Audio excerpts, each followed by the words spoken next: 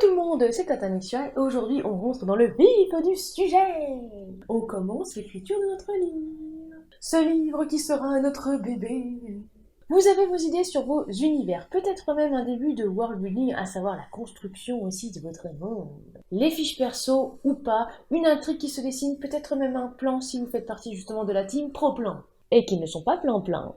Eh ben il serait peut-être le temps de s'y mettre, non? On en discute aujourd'hui. La semaine prochaine, on se retrouvera pour une vidéo qui parlera du métier de directeur et de directrice éditoriale. En attendant, par ici le générique.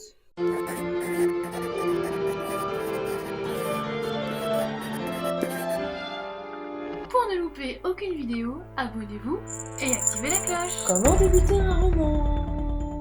Alors, pour celles et ceux qui s'interrogent sur les nouvelles, j'ai déjà effectivement fait une vidéo là-dessus, par ici la fiche. J'ai expliqué ce qu'était une nouvelle, la différence aussi avec les novellas ainsi que les romans dans la vidéo des formats fiche aussi également si jamais vous ne l'avez pas encore regardé. C'est hyper important de savoir effectivement dans quoi on se lance. On se concentre donc ici sur le roman. Je ferai peut-être aussi une vidéo sur les autres types d'ouvrages si jamais ça m'intéresse beaucoup, mais la majorité qui me suit ici écrivent des romans. Prologue ou pas prologue? Ah, nous allons commencer. Est-ce que l'on commence par un prologue ou directement le chapitre 1? C'est la question du jour. Oui, je sais que je ne vais pas me faire d'amis, mais il faut bien mettre les points sur les i. Déjà, vous n'êtes pas obligé de faire un prologue, tout comme vous n'êtes pas obligé d'écrire un épilogue. Un prologue, c'est quoi en fait? Un prologue, c'est un avant-propos d'après Larousse ou selon Wikipédia, la première partie d'une œuvre littéraire ou la première scène d'une œuvre dramatique faisant office de préface, d'introduction ou de préambule et servant souvent à situer les personnages et l'action de l'œuvre en exposant divers points essentiels à connaître pour l'intelligence de la scène. En français, ça donne quoi? Retenez qui fait office de préface d'introduction. Tout comme effectivement vous vous doutez que l'épilogue fait office de conclusion. Certains seront sûrement contre et d'autres pour. À titre personnel, je suis pour les prologues, j'en écris pas forcément à chaque fois, c'est rare, ou alors je vais peut-être faire une page seulement. Mais après, attention, je nuance. Je ne suis pas pour les prologues à rallonge ou injustifiés. Vous savez, des fois, il y en a justement qui mettent prologue histoire de dire « Oh là là, j'ai fait un prologue, franchement, applaudissez-moi », alors qu'en réalité, ça casse pas cette patte interminable. Il y en a parfois aussi qui vont spoiler la fin du roman et après diront 30 ans avant. Ouais, pourquoi pas. Bon, après, il y a aussi ceux à la sauce SDA, donc Seigneur des Anneaux, ou ceux qui sont en mode je vais mettre une prophétie justement dans le prologue, comme ça, franchement, c'est fun et c'est cool. Je vais glisser 2-3 trucs un petit peu clichés et puis ça va bien le faire. Ah, ça coince un petit peu. Alors oui, vous pouvez tout à fait mettre une prophétie dans le prologue si vous avez envie, et si par exemple vous allez travailler dessus pour éviter justement que ça fasse trop cliché, pourquoi pas. Mais, je le répète, un prologue, c'est une introduction, comme une préface, c'est donc court. Court. Oui, je répète. Donc si le vôtre fait déjà 30 pages, ce n'est plus un prologue, c'est un chapitre 1 en fait. Et c'est là-dessus où j'ai beaucoup de mal justement avec certains auteurs et certaines autrices qui pensent que allez hop, ils mettent prologue alors qu'en réalité c'est un chapitre 1 et quand on leur explique que non, là c'est pas du tout un prologue, là ce que tu écris ça ne va pas, ils ont un petit peu du mal à le comprendre. Un prologue c'est vraiment un prologue. Ou alors aussi ceux et celles qui disent non mais c'est à la mode d'écrire un prologue donc je vais en écrire un même si je sais pas quoi mettre dedans. Ça se ressent très souvent à la lecture. Alors répétons tous ensemble. Nous sommes auteurs et autrices. On a vraiment chacun et chacune notre vision. Nous imaginons notre monde, nos univers. On a souvent une imagination débordante, des idées en pagaille. Alors si vous le faites juste parce que c'est à la mode, et si vous le faites en mode « ouais, de toute façon c'est pas grave, je mets prologue, mais en fait c'est un chapitre 1 avec 30 pages », c'est un peu tristounet en fait. Faut ressentir du plaisir à écrire, et il faut vraiment pas que ce soit une obligation. Si vous n'avez pas envie de faire de prologue, ne faites pas de prologue.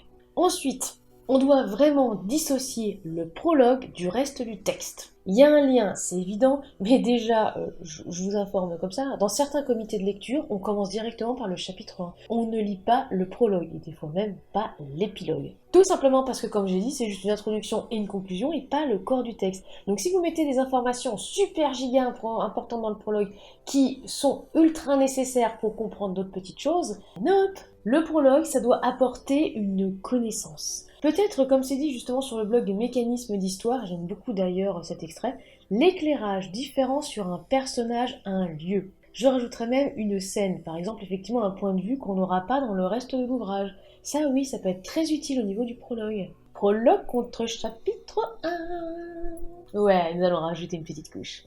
Je vous invite déjà à lire le super article de Monde Fantasy sur cette question, ne vous inquiétez pas, comme d'habitude, toutes les sources sont dans la description de cette vidéo. Un prologue peut aussi être un trait d'union entre deux histoires d'une même saga pour rappeler aux lecteurs et lectrices ce qui s'est passé. Ça aussi, ça peut être très utile pour éviter effectivement de perdre les lecteurs et les lectrices.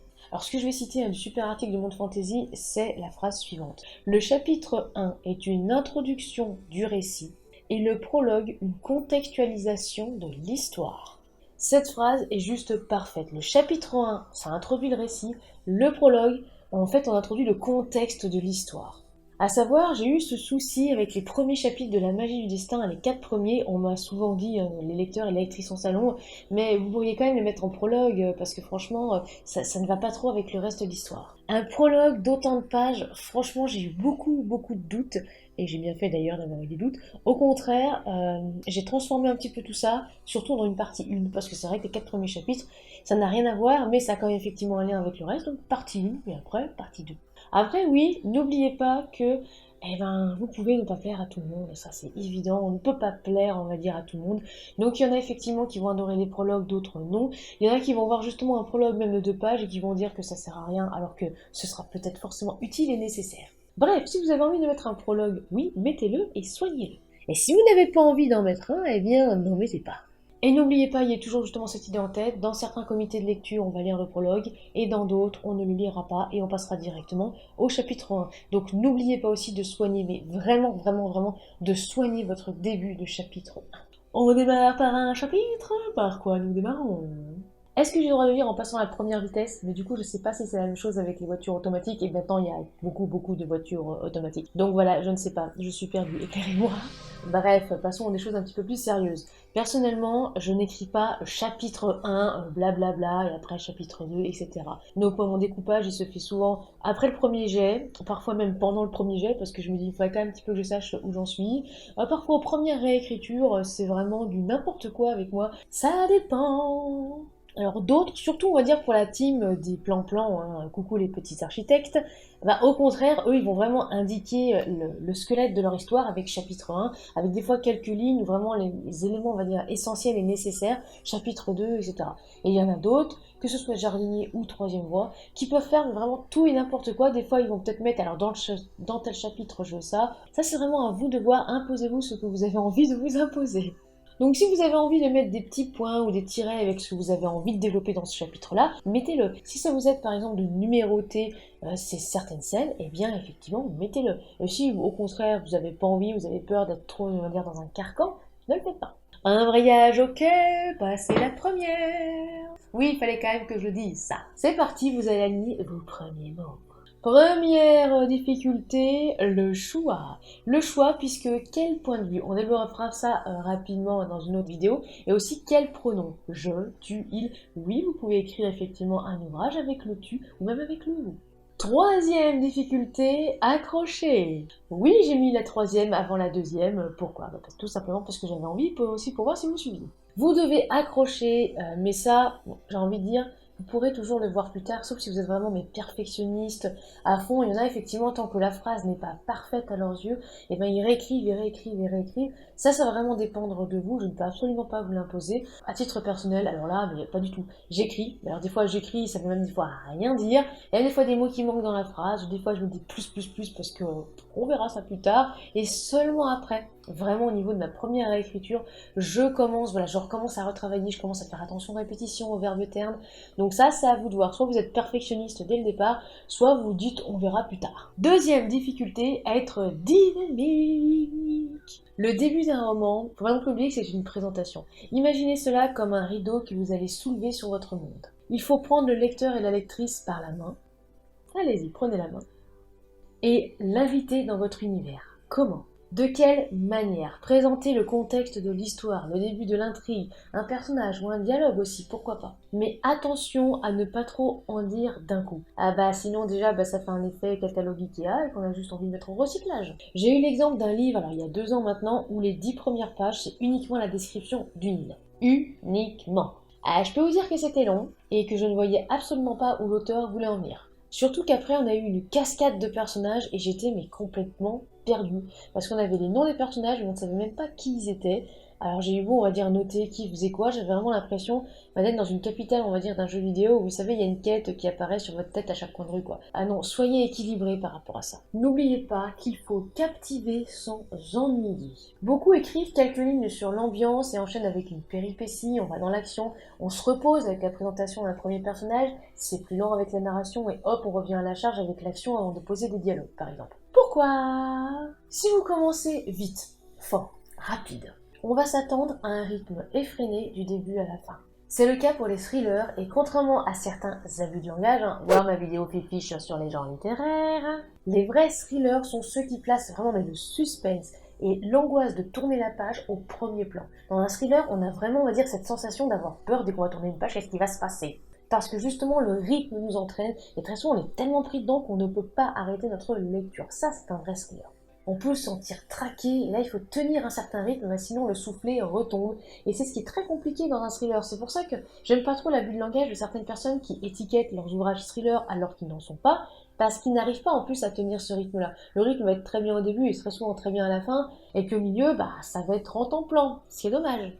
Au contraire, si vous évitez par un dialogue, alors je sais que certains ne le conseillent pas forcément, parce que ça peut être étrange, moi j'ai toujours tendance à dire pourquoi pas. J'aime pas justement vous donner de limites. Si vous réussissez à commencer avec un dialogue et que vous réussissez à être dynamique et à me captiver, commencez par un dialogue. J'en ai déjà lu, et c'est pas forcément mauvais dès le départ. Après oui, on met en pause le reste, car dans un dialogue, sans incise par exemple, sans élément narratif, ça peut être extrêmement jouissif comme ennuyeux. Il peut y avoir, on va dire, des joutes verbales, mais pas d'action finalement, pas de description d'univers, parfois peut-être quelques révélations. Il faut faire aussi attention à ne pas faire un catalogue de révélations au niveau du dialogue, sinon dès qu'on va voir un dialogue, on va se dire « Ah ah, c'est prévisible, il va y avoir une révélation ». Encore une fois, c'est pour ça que je parle d'équilibre. Donc il faudra penser, si par exemple vous commencez par un dialogue, à le faire sans ralourdir ni ennuyer le lecteur ou la lectrice. N'oubliez pas de donner des petits indices, on va dire des petites miettes, pour qu'au fur et à mesure qu'on lise les pages, on ait envie de lire la suite. Mon début ne me convient pas, peut-être. Oui, vous êtes nombreuses et nombreux à me dire « j'aime pas mon début ». Ça c'est vrai que beaucoup de fois par semaine, vous m'envoyez effectivement cette phrase. Qu'est-ce que vous n'aimez pas? Par quoi vous auriez aimé commencer? Par quoi vous aimeriez commencer? Fermez les yeux 2 minutes et imaginez votre livre en film, à savoir, on va dire, en adaptation. Quelle est la première scène, on va dire, filmée, qui, selon vous, paraît importante, et vous vous dites « ah non, mais vraiment, je veux que mon film commence avec cette scène-là ». C'est laquelle? Et aussi, pourquoi vous avez choisi celle-là? Notez-la, écrivez-la au début, et voyez si justement ça fonctionne. Si ça fonctionne pas, pourquoi? À vous effectivement de réfléchir. Ensuite, ne surtout pas hésiter à changer le début, après par exemple le point final, ou après que vous ayez mis le mot fin, ou après que vous ayez terminé justement votre ouvrage. Si votre début ne vous convient pas, ou ne vous convient plus, déjà c'est complètement normal, on respire à fond, ça peut arriver. Et même pendant l'écriture justement du chapitre 18, oui ça sent un petit peu le vécu, où on se dit « non mais en fait le début ça va absolument pas, il faut que je change parce que ça ne tient pas », ça arrive, il n'y a absolument aucun problème, et à ce moment-là on le retravaille. Il ne faut surtout pas hésiter à changer. S'il y a vraiment un passage, une scène qui ne vous plaît pas, imaginez si ça ne vous plaît pas, est-ce que ça va plaire justement au lecteur et à lectrice. Parce que je peux vous dire qu'on ressent, quand il y a justement des scènes, soit où l'auteur ou l'autrice a été bridé, on sent justement que c'est pas allé plus loin, et qu'au contraire, ça a été par exemple expédié, ou qu'il y a eu justement un blocage. Très souvent je le ressens, et très souvent je dis aux auteurs et autrices, qui sont parfois un petit peu interloqués, que je l'ai remarqué, ça se remarque. Donc si ça ne vous plaît pas, recommencez. Bref, tout ça pour vous dire, lancez-vous et vous vous critiquerez plus tard. Exemple de début. Nous allons commencer par le chapitre 1 de Miami My Lover, effectivement, écrit donc par moi et Ophélie Leroux sous le pseudo Marlo Jones, édité chez les éditions Addictive. Donc chapitre 1, Adieu Talia, et c'est du point de vue d'Evie, 2021. La lourde porte en bois se referme avec fracas dans mon dos et tous les visages se tournent dans ma direction. Un coup d'œil rapide pour dévisager les nouveaux arrivants qui osent troubler le début de la cérémonie. « Viens, ma puce !» chuchote ma mère en m'entraînant dans l'allée. Alors que mes pas résonnent sur le chemin central en pierre sous les rayons du soleil qui traversent les vitraux, les regards se transforment et deviennent plus insistants. La tête haute, j'observe les personnes présentes dans la nef sans m'arrêter d'avancer, occultant les moues désapprobatrices et des murmures de mécontentement. Ils ne savent pas, ils ne comprennent pas. Et j'ai autre chose à faire que de me justifier, que de leur expliquer. Je n'ai pas revêtu la tenue conventionnelle du deuil. Mon choix les dérange, les heurte. les indignes. Ce sera tout pour le moment. Nous continuons avec le début de mon ouvrage jeunesse, La malédiction de Cholva. Chapitre 1 toujours. Au bord de l'océan, le soleil débutait sa descente face à un grand village breton qui abritait un port de commerce. Près d'une église celte, un homme était chargé de l'institution des enfants. L'enseignement se faisait, à cette époque, à l'extérieur, directement sur l'herbe tassée par les élèves qui y restaient assis durant de longues heures. Pas de cahiers, encore moins de cartables ou de bureaux, uniquement des planches de bois amovibles, des plumes, de l'encre et de vieux papiers. Les leçons s'établissaient le plus souvent autour des échanges, du négoce ou des lois régissant la navigation. N'oubliez pas, chers enfants, que si vous croisez au détour d'une ruelle un pirate... Et il a voulu s'exprimer en levant la main, mais elle savait que ses réponses, comme toujours, ne plairaient pas à l'instituteur. Elle laissa Albert, son voisin de droite, aux cheveux châtains parfaitement coiffés, obtenir les faveurs de l'enseignant. Évidemment, je m'arrête là, vous n'aurez pas la réponse d'Albert. En tout cas, pas pour le moment. Ensuite, nous allons continuer avec le début de Je contrôle la situation, qui est aussi un de mes ouvrages, donc cette fois-ci auto-édité, fait de 2021. Chapitre 1. 6 semaines avant mon anniversaire, non, je barre, Noël. Je ne suis pas égoïste, alors je vais plutôt indiquer la fête des cadeaux et pour l'étalage de mes états d'âme, inscrire dans ce carnet la date du 13 novembre 2021. Ah, maudit stylo, il n'a pas résisté à la pression. C'est la première fois que j'entame un journal, si on accepte celui que j'ai entrepris à mon 7e anniversaire, et celui que j'ai démarré pendant ma période d'ado rebelle. Ah oui, mais qui a fini brûlé avec mes cahiers dans un magnifique feu de joie. Depuis le temps et la prescription. Par quoi je commence? Mes résolutions de l'année 2022? Ouais, bien trop tôt. Et puis comme tous les ans, je ne les suivrai pas. La liste des cadeaux? Pourquoi pas? Ça me changera du tableau Excel à actualiser chaque fois que j'aurai déniché la perle rare pour faire plaisir à un proche.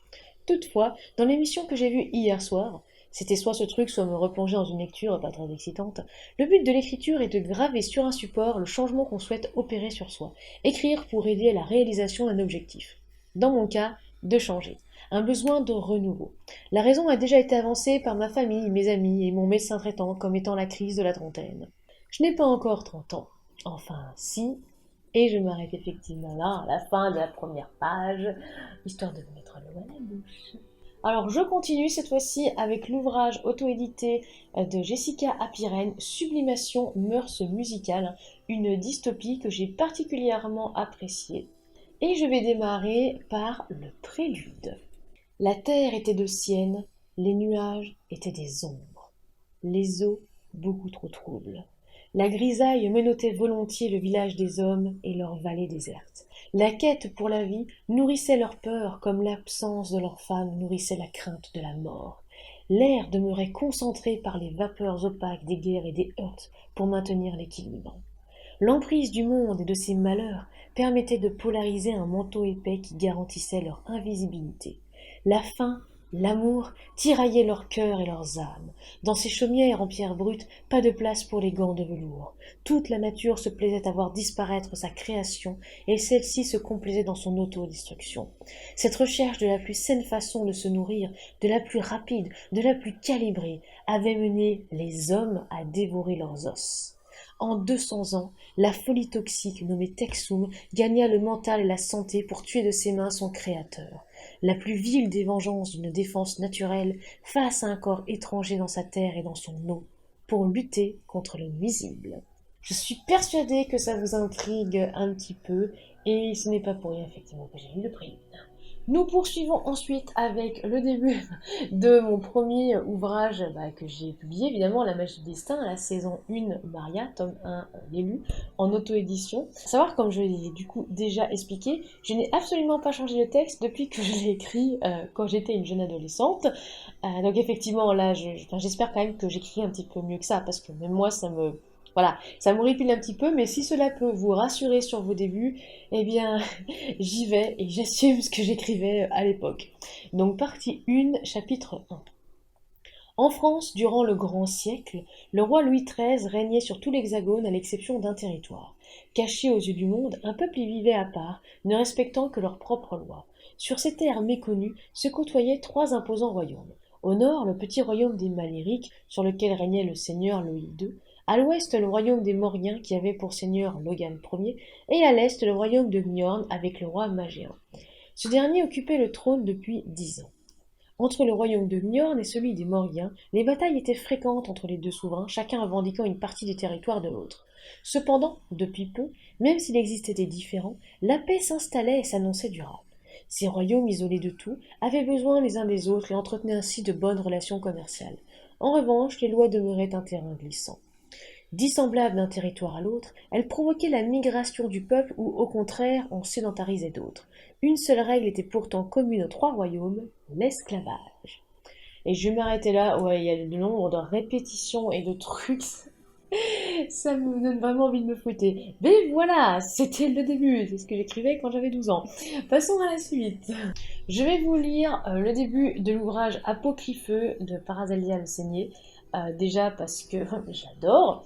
Et ensuite, alors je vais faire exprès de passer la préface, puisque la préface a été écrite par Jeanne Malisa et Jules Fontaine, que j'adore, hein, mais c'est surtout que j'avais envie de vous lire vraiment le début, comment ce petit ouvrage, je dirais presque, je sais pas si je peux dire justement poétique, lyrique, qui change, on va dire, de ce qu'on a l'habitude de lire. Un jour, je me suis agenouillée à tes pieds. Je t'ai jaugé un instant et j'ai plongé ton animal docile au fond d'une niche étroite et chaude. J'ai su que tu étais exceptionnel. Et après, je vais quand même lire un petit peu le début de la peau secrète. Cher monsieur M, j'ai rêvé que tu m'ordonnais de m'empaler sur toi. Ta voix m'a fait suinter une vague de cyprine qui a lubrifié tout doucement ton... Et je vais m'arrêter là, tout simplement, parce que sinon après la vidéo va passer interdit au moins de 18 et adieu la monétisation. Je poursuis avec le début d'une de mes nouvelles qui est dans l'ouvrage Amour surnaturel chez l'Alsacienne indépendante, hein, donc édité. Alors oui, je sais que la couverture a complètement morflé, mais pour l'histoire, parce qu'effectivement, il y en a peut-être certains et certaines qui n'avaient pas suivi l'histoire à l'époque, cet ouvrage a malheureusement subi très certainement, je pense, des coups de cutter de quelqu'un qui s'est dit qu'il pouvait peut-être revendre le livre après et qui a du coup arraché les mentions légales, la quatrième de couverture avec le prix, enfin bref. J'en passe, hein, ça m'a fait aussi mal au cœur, mais je garde toujours cet ouvrage histoire de me souvenir que quand on passe parfois par Mondial Relais, il peut y avoir aussi ce genre de surprise. Voilà, mais pour autant, je passe toujours par Mondial Relais, c'est toujours mieux que la poste, mais voilà, on va dire que c'est une preuve qui restera pour toujours. Je vais donc vous lire le début de ma nouvelle qui s'intitule Un cercueil sous les congélateurs. Mardi 4 février 2020. Bip bip bip, Fabien souleva ses paupières et allongea son bras pour arrêter cet infâme réveil. La veille, il avait augmenté le volume pour ne plus risquer d'arriver en retard au travail. À 27 ans, ce jeune homme plein d'entrain était plus du soir que du matin. Il réussit à pousser cet engin de malheur qui échoua violemment sur le sol. L'envie de rester sous la couette bien chaude traversa son esprit tout comme les avertissements de son employeur, M. Murphy. Il se leva à la hâte et s'habilla simplement, comme tous les jours, portant un jean et un t-shirt à manches longues avec des chaussettes dépareillées. Leurs jumelles respectives avaient dû se perdre entre la panière et la machine à laver. Il posa ses lunettes rectangulaires sur le nez, plaqua quelques mèches brunes rebelles sur son crâne, et n'oublia pas de vérifier la présence de sa chevalière à sa main droite. Cette large bague sur laquelle était gravée une pointe de flèche demeurait un cadeau de sa défunte mère. Elle lui avait transmis ce bijou peu avant de disparaître, en l'implorant de ne jamais s'en séparer, même pour dormir ou se doucher. Dans la petite salle d'eau, il effectua un brin de toilette et récupéra de quoi grignoter dans la cuisine. Puis, il sauta dans le premier bus qu'il croisa. Son cerveau refit défiler les lignes lues la veille au soir à la virgule près. Disposant d'une mémoire hors norme, il se souvenait de tout et s'impatientait en vue de sa prochaine lecture. Avant de valider son abonnement, son attention fut détournée quelques instants par un message reçu de Mélanie. Et je m'arrête là. Et il y a quelques détails effectivement importants au début de cette nouvelle. Ce n'est pas pour rien que j'ai insisté sur la chevalière. Après tout, un cercueil sous les congélateurs, à bout d'un moment, ça parle de vampire. Avant que tout s'écroule derrière moi. Alors je vais poursuivre avec le début de Skell, le tome 1, Les chasses de Ravelou, si je le prononce bien, de Claudine Manrique, des éditions Onyx. Alors je l'ai lu cet été, début de l'été, hein, si je me souviens bien. Et c'est pareil, j'ai particulièrement apprécié cette lecture, donc je vais vous lire le début. Le chapitre 1, La tête qui parle. Oswald le gardien déversait la dernière louche de rata quand l'appel à l'entrée retentit. Il se figea dans son mouvement, la cuillère à mi-hauteur de l'énorme casserole, son contenu goûtant avec des flocs écœurants à la surface du mélange. Il renifla et remplit l'écuelle. Le prisonnier s'en empara avec un pépiment de bonheur, puis retourna le bol sur sa tête. Oswald attendit quelques instants que la crise de l'homme passe, avant de poser une seconde ration à terre. Il était de loin le moins dangereux des prisonniers, à part pour lui-même, lorsqu'il se renversait une assiette de ragoût bouillant sur la figure. Oswald avait pitié sans pour autant s'inquiéter outre mesure. Il finissait par se nourrir. Le gardien recula en traînant le chariot, attentif au moindre mouvement du détenu. Aussi innocent qu'il parût, il pouvait toujours se retourner contre lui. Oswald avait d'assez mauvais souvenirs de mains avides se resserrant sur son cou. Un deuxième coup de sonnette, plus long et plus fort, bourdonna depuis l'entrée. Oswald enfonça avec son épaule la porte de la cellule, bien décidé à terminer sa ronde. Quiconque venait tambouriner à une telle heure de la nuit avait une bonne raison de patienter aussi longtemps que le gardien le voudrait. Le couloir aux parois blanches rutilait sous les ampoules, les murs froids vides de toute décoration. Les portes blindées, pièces de métal de la largeur d'une main, se succédaient les unes aux autres. Et je m'arrête là. De toute manière, avec le titre La tête qui parle, ça en dit déjà beaucoup. Et je vais terminer les lectures de ce premier chapitre avec l'ouvrage qui m'a fait quand même pas mal au poignet. Les enfants de la déesse, c'est de l'auto-édition de Rose P. Cattel. Et je vais vous lire le début du livre 1 et je vais lire le prologue, puisqu'il y a un prologue, justement pour vous montrer aussi comment démarrer un prologue. Parce que je le trouve particulièrement réussi. La clairière était silencieuse, comme si sa faune et sa flore saisissaient l'importance du rituel qui se déroulait devant eux et le respectaient. Le vent ne faisait plus crisser les épines des sapins contre leurs voisines, le gazouillis des oiseaux s'était interrompu, nul rongeur n'agitait les fourrés de sa présence. Disposés en cercle, la dizaine d'enfants qui avaient suivi Ahanor, l'œil de la déesse de la meute, retenait son souffle tandis que celle-ci encourageait la fillette à ses côtés. De sa voix hachée mais douce, elle lui assurait qu'elle ne risquait rien, qu'elle était en âge de se contrôler. D'un doigt ridé par les printemps, elle désignait une jeune pousse en mauvais état, privée d'ombre et maltraitée par les rayons du soleil. Le sourire confiant qui lui valait l'amitié des siens ne la quittait pas. Au bout de quelques secondes, sa patience paya. Eblen hocha la tête avant de s'accroupir timidement en face de la plante. Poing serré sur ses genoux, elle prit ensuite une profonde inspiration dans le but de se donner de la bravoure. Kaliska, assise en tailleur parmi les spectateurs, étouffa de justesse un bâillement. La cérémonie s'éternisait, elle commençait à avoir des fourmis dans les jambes. Elle détailla Eblen, se retint de lever les yeux au ciel. Oh, et je m'arrêterai là.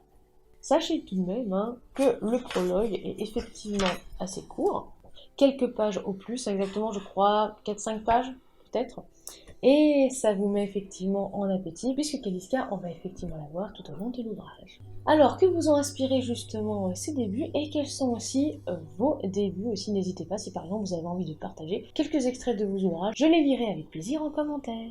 En bref, un roman n'est pas une nouvelle, ni une novella, ni un essai, ni une pièce de théâtre. Et effectivement, chaque genre littéraire a ses codes, donc n'oubliez pas de vous renseigner là-dessus. Prologue ou pas, à vous de voir. Mais surtout n'oubliez pas, on évite l'effet catalogue, comme l'effet trop de mystère tue le mystère. Si vous ne donnez absolument aucune lettre à grignoter, au bout d'un moment, on va lâcher l'affaire. Juste, je vais citer un passage de l'article de Mademoiselle Cordelia que j'adore. Et c'est par rapport au prologue. Le truc, c'est que tout le monde n'est pas un futur Tolkien et tout le monde n'aura pas la chance d'avoir un film absolument gigantissime pour encourager les lecteurs à faire abstraction des 50 premières pages de votre livre consacré à la géopolitique du monde que vous avez inventé. Ce genre de truc, même chez Tolkien, c'est emmerdant. Je sais que ça peut être très utile d'expliquer le contexte de votre histoire, surtout en fantasy et en SF. Mais le lecteur lambda n'a pas forcément envie de perdre 1 heure avec ça. Mettez une carte, un récap des personnages comme au début du Trône de Fer, avec les différents clans, familles, groupes, si vraiment vous estimez que c'est nécessaire. Et basta. Le reste, mettez-le en annexe. Oui, je suis complètement d'accord avec ce paragraphe et je suis complètement d'accord aussi avec tout ce qu'elle dit. Vous pouvez effectivement mettre pas mal de choses en annexe. Vous pouvez mettre des cartes, mettre justement des listes de personnages, un lexique aussi si justement vous avez des langues différentes. Ça, il n'y a absolument aucun problème et en plus, ça pourra gagner des points univers dans mon barème. Oui, mettez-le. Et d'ailleurs, j'insiste aussi sur les cartes. Please, des cartes. Je sais que c'est pas obligatoire, mais je recommande souvent, très souvent, une carte, tout simplement quand vos personnages bougent d'une ville à l'autre. Alors évidemment, si vos personnages ne bougent pas pendant exactement les 300 pages du récit, est-ce que mettre une carte, ou à la limite peut-être une carte de la ville où ils sont, sauf s'ils sont effectivement perdus dans un pas. Là, d'accord, ça à vous de voir. Mais quand c'est par exemple une épopée, un voyage, qu'on visite plusieurs villes différentes, des fois plusieurs continents différents, parfois aussi plusieurs planètes différentes, une petite carte, ça peut souvent effectivement être utile. Il en va de même pour les personnages, hein, pas trop d'un coup, surtout au niveau, on va dire, des premiers chapitres. Vous connaissez votre histoire, mais n'oubliez pas que les lecteurs et lectrices ne sont pas dans votre tête. Donc peut-être que pour vous, ah oui, nickel, hein, vos 18, 20, peut-être même 100 personnages dans votre ouvrage. Je dis ça parce qu'effectivement, dans un des ouvrages, on atteint la centaine. Bien sûr, vous les connaissez, bien sûr, vous savez absolument, mais tous deux. Mais pas les personnes qui vont vous lire. Donc, équilibrez bien tout ça.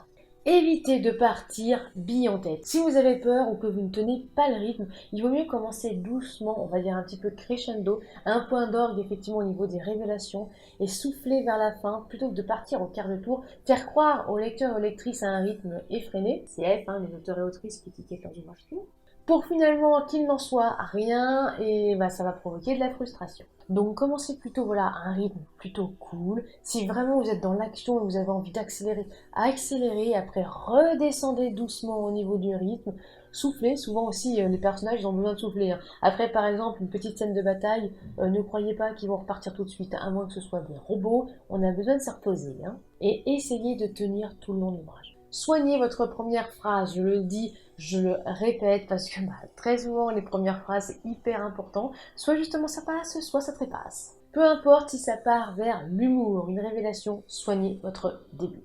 J'ai lu des ouvrages pour des maisons d'édition en comité de lecture, ils démarraient ainsi, attention je cite. Voilà, point.